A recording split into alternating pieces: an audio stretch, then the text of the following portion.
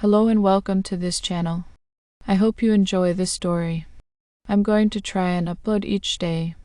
Shades of the Malevolent Abyss, a tale of haunting darkness. In the heart of an ancient, forgotten mansion nestled within the chilling embrace of a dense, desolate forest, a young woman named Emily awoke to a nightmare beyond her imagination.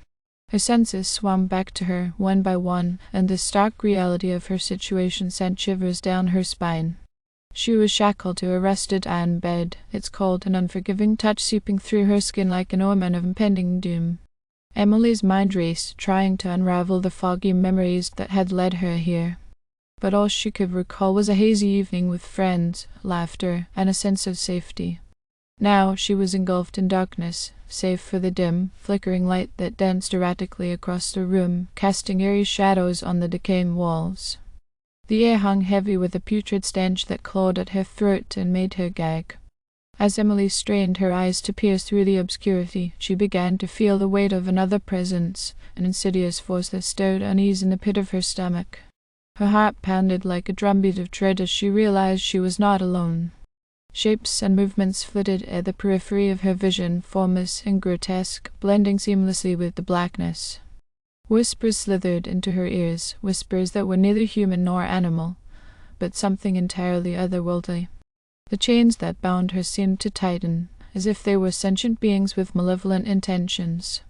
Panic clawed at her, threatening to consume her sanity.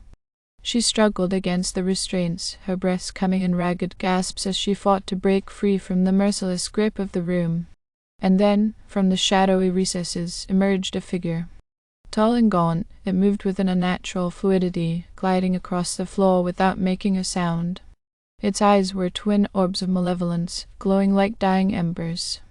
Emily's heart hammered in her chest as the figure drew closer, its presence radiating an overwhelming sense of malefic intent. "Who are you? What do you want?"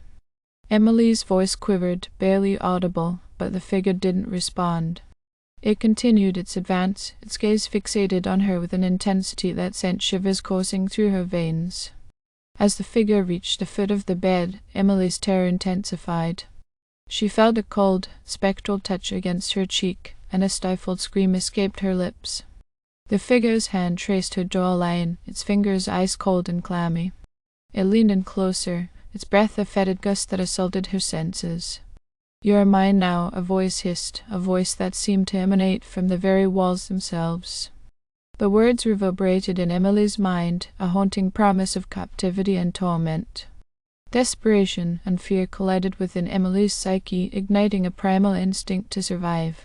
With newfound strength, she summoned every ounce of courage she had left and held herself against the chains that held her captive. The bed creaked and groaned in protest, and for a moment it seemed as though the chains might relent. But then, in a chilling symphony of dread, the room came alive. The walls seemed to pulse with a sickly energy, and the figure's form elongated and twisted, contorting into an abomination of limbs and darkness. The very fabric of reality seemed to warp and fray, as if the room itself was a living, malevolent entity. Emily's heart thundered as she watched in horror, her escape hopelessly slipping away. She was trapped in a nightmare realm, a realm where the line between the physical and the supernatural was blurred beyond recognition. Time ceased to have meaning, and Emily's screams reverberated through the room, lost in the void. The figure's grip tightened, its touch sending icy tendrils of terror coursing through her veins. Her consciousness teetered on the edge of insanity, her mind a battleground between reality and the surreal. In the end, whether Emily's fate was to become a permanent resident of this macabre chamber, or if she could somehow shatter the bounds of the otherworldly forces that held her, remains a story until the story locked within the dark confines of that accursed room, waiting to be unearthed by the brave souls who dare to venture into the depths of the unknown. Thank you for listening. I hope you enjoyed the story. Don't forget to like and subscribe. Thank you.